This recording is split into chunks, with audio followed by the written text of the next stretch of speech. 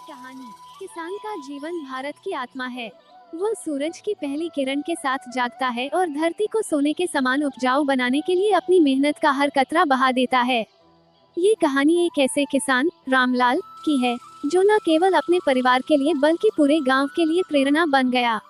रामलाल का जन्म एक छोटे से गांव में हुआ था, जहां खेती ही आजीविका का मुख्य साधन था।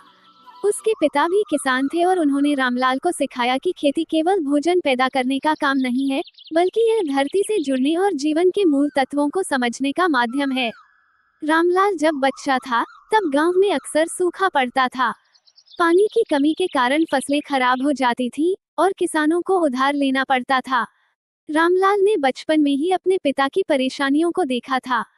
उसने ठान लिया कि वह इस स्थिति को बदलेगा, लेकिन यह इतना आसान नहीं था। रामलाल ने कठिन परिस्थितियों के बावजूद पढ़ाई की। वह गांव के स्कूल में जाता था और खेती से जुड़ी नई तकनीकों के बारे में किताबों और अखबारों से जानकारी लेता था। उसने ये समझा कि खेती केवल परंपरागत तरीकों से नहीं हो सकती, नई तकनीकों और वैज्ञानिक सोच को अपनाना जरूरी है। जब रामलाल बड़ा हुआ, तो उसने खेती में नए प्रयोग करने शुरू किए। उसने पारंपरिक फसलों के अलावा सब्जियों और फलों की खेती शुरू की। वह पानी की कमी को देखते हुए ड्रिप सिंचाई प्रणाली अपनाना चाहता था, लेकिन इसके लिए पैसे की जरूरत थी।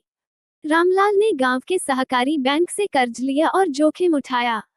शुरुआत में गांव के अन्य किसान उसका मजाक उड़ाते थे। वे कहते थे, ये लड़का पढ़ा लिखा होकर खेती का मजाक बना रहा है। लेकिन रामलाल ने उनकी बातों पर ध्यान नहीं दिया।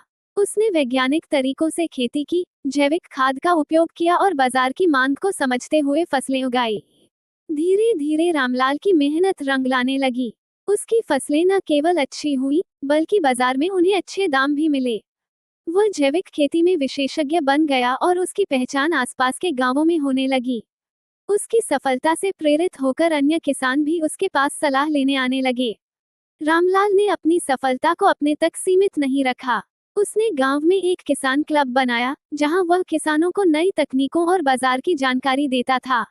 उसने गांव के युवाओं को समझाया कि खेती एक व्यवसाय हो सकता है, अगर इसे सही तरीके से किया जाए। रामलाल ने केवल खेती में ही नहीं, बल्कि गांव के सामाजिक विकास में भी योगदान दिया। उसने गांव में एक स्कूल और एक छोटा अस्पताल बनवाने के लिए अपनी जमीन का एक हिस्सा दान दिया। उसने किसानों को संगठित किया और सरकारी योजनाओं का लाभ दिलाने में मदद की। उसके प्रयासों से गांव में बदलाव आया। पानी की समस्या को सुलझाने के लिए उसने एक तालाब खुदवाया और वर्षा जल संचयन की व्यवस्था की। उसकी इस पहल से गांव में पानी की समस्या काफी हद तक खत्म हो गई। रामलाल की सफलता के साथ चुनौतियां भी आईं। एक साल भारी बारिश के कारण उसकी फसलें बर्बाद हो गईं, लेकिन उसने हार नहीं मानी।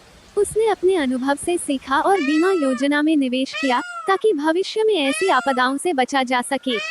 रामलाल की कहानी पूरे क्षेत्र के लिए प्रेरणा बन गई। उसने दिखाया कि किस तरह कठिनाइयों के बावजूद मेहनत, लगन और सही दिशा में प्रयास करने से सफलता पाई जा सकती है। आज उसका गांव आदर्श गांव के रूप में जाना जाता है। रामलाल यह मानता है कि किसान केवल अन्नदाता नहीं है, बल्कि वह समाज का निर्माता है। उसकी यह सोच उसे दूसरों से अलग बनाती है।